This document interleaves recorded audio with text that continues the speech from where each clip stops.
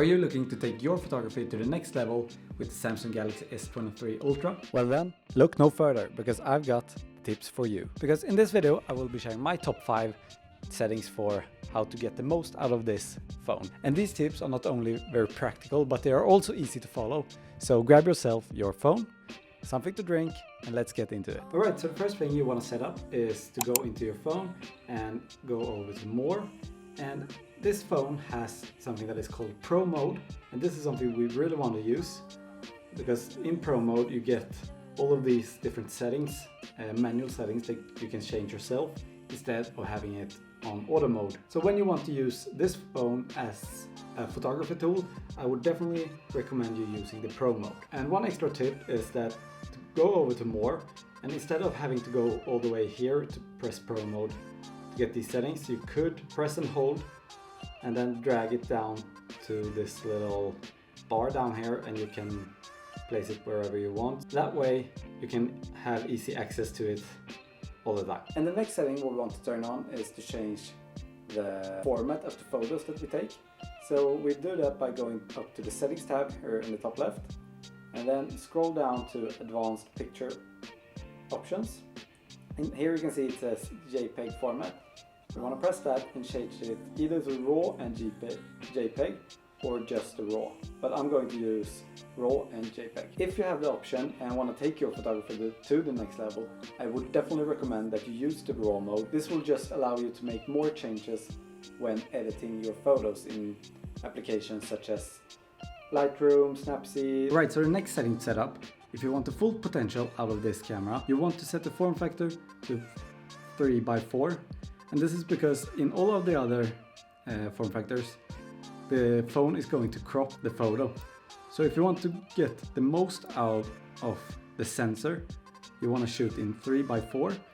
And that's because the sensor is a 3:4 sensor, so you are going to use the whole sensor. So I would recommend you using 3:4 and then cropping in post-production if you want to crop the photo. And if you press here on 3:4, you will also see that you have the possibility to choose 3:4 50 megapixels or 3:4 200 megapixels. The caveat is that if you choose one of the higher ones, you won't only have the possibility to shoot in the 1x mode, which you see down here. Or down here you can see that you can zoom, but this zoom is only a digital zoom, so it's not as good as changing between the different lenses back here. So in short, if you want to use the 06 or by ×3 or ×10 up to 100, then shoot in 3:4.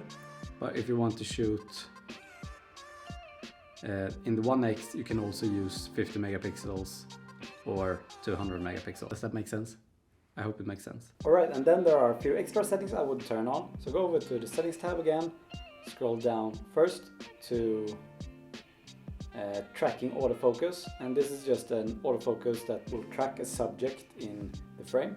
That is really good, and personally I really like to have grid lines on as well, because for framing purposes. Then I also like to go into settings to keep and turn on camera mode. This way, when you open the camera app, it will always start on in the last used mode, which is really good. And for the last setting, if you want to shoot Astrophotography, which is a feature of this phone's camera, then you want to scroll over to More once again, and you will choose the Expert RAW setting. And if you press this, you will be forwarded to the App Store, the Samsung Play Store. I don't know what's Google Play Store.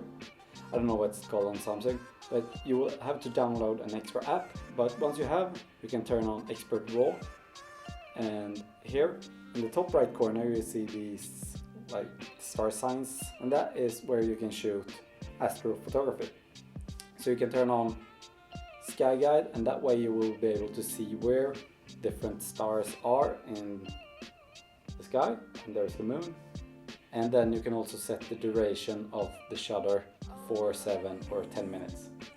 So just a quick tip on how to turn on the astrophotography on your Samsung Galaxy S23. And there you have it. Those are the settings that I would fix or change when I get the Samsung Galaxy S23 if I want to take my photography to the next level or just explore a bit more with the manual settings. I hope you enjoyed this video, and if you did, please let me know down in the comments. Maybe I missed some of your settings or tips, let me know down below, and I will see you guys in the next one. Peace.